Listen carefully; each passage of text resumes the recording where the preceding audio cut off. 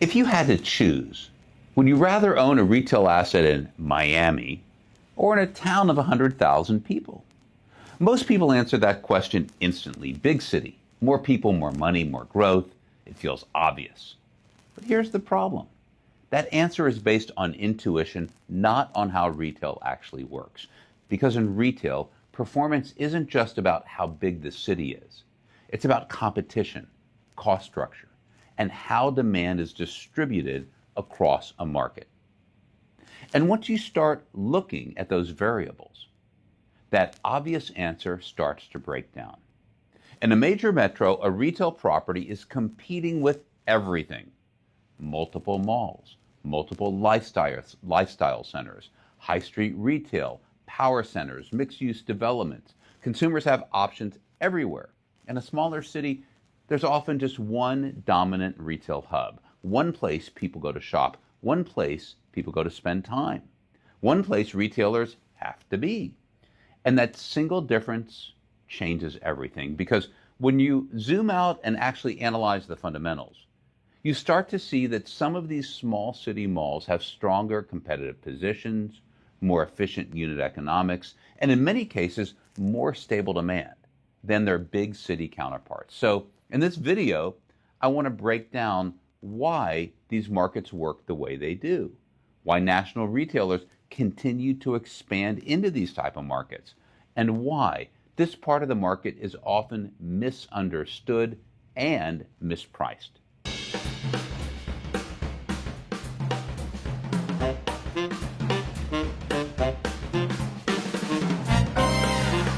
Let's start with the biggest misconception. Most investors assume that small cities are riskier because they're smaller.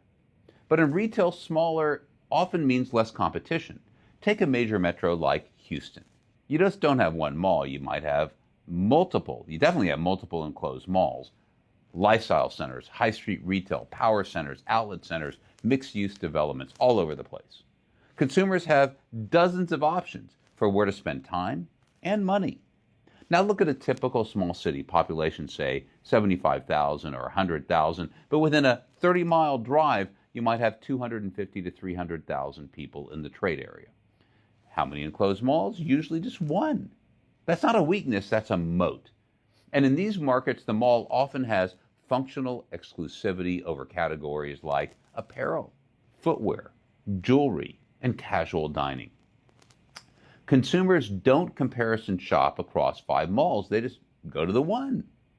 There's actually a concept in retail geography called the Huff model, which predicts where consumers choose to shop based on distance, size of the retail center, and availability of alternatives. In the dense cities, the model spreads demand across many centers. In smaller markets, it concentrates that demand into one dominant node. That node is usually the mall. Now, let's talk about the part that really surprises people, store-level economics. Most investors assume a store in a big city must always be more profitable. Well, sales are higher. A top-tier urban mall might generate $500 to $700 a square foot, and a strong small city mall could be $300 to $450 a foot. So yes, there's a gap.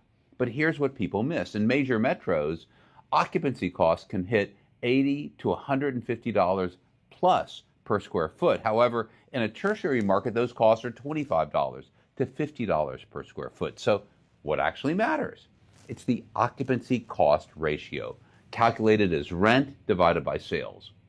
And a lower percentage indicates healthier profitability. For example, big city, $120 rent, $600 of sales, 20% ratio. In a small city, $35 rent, $375 in sales, that's 9%. That's not a small difference. That's a difference between a good store and a great store.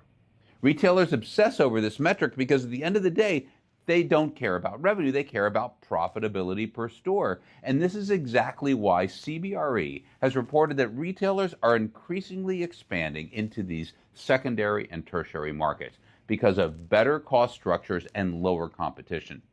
So if the economics work, why else are these locations so attractive? Well, there's 4 big reasons. Number 1, captive demand. When the next mall is 60 to 90 miles away, the trade area becomes deep. It becomes loyal. Consumers don't spread out across options. They consolidate into one place. Number two, lower build-out costs. Opening a store isn't cheap. It's in major metros, labor is higher, materials are higher, regulations are stricter than in these smaller markets. Everything's cheaper. Retailers can open stores with less capital. They can hit profitability faster. Number three, predictable traffic. Urban retail is volatile. It depends on tourism, office cycles, events. Small city malls, much more stable. Traffic's driven by local routines, weekly habits, community patterns. That makes forecasting much easier for retailers. Number four, the town square effect. This one is underrated. In small cities, the mall isn't just a shopping center. It's where teenagers hang out on Friday nights. Families go after church. Communities gather during the holidays. It becomes a social infrastructure, and that kind of habitual behavior is incredibly valuable. ICSC's latest outlook highlights that retail vacancy, it's near historic lows. Secondary markets are capturing retailer demand. And here's the key. This isn't happening because retailers are desperate. It's happening because the economics make sense. Now, let's zoom out. Because this might be the most important piece of all. Supply. Between 2015 and 2023, U.S. lost roughly 20% of its enclosed malls to closures, conversions, demolitions. At the same time, new retail construction dropped by over 80% compared to the mid-2000s. We're not building new malls, we're removing them. So what happens in a small city where there used to be two malls and now there's one? That mall becomes the only enclosed mall option, the default destination, the last man standing. And here's the kicker. Because a new mall today, it just doesn't pencil.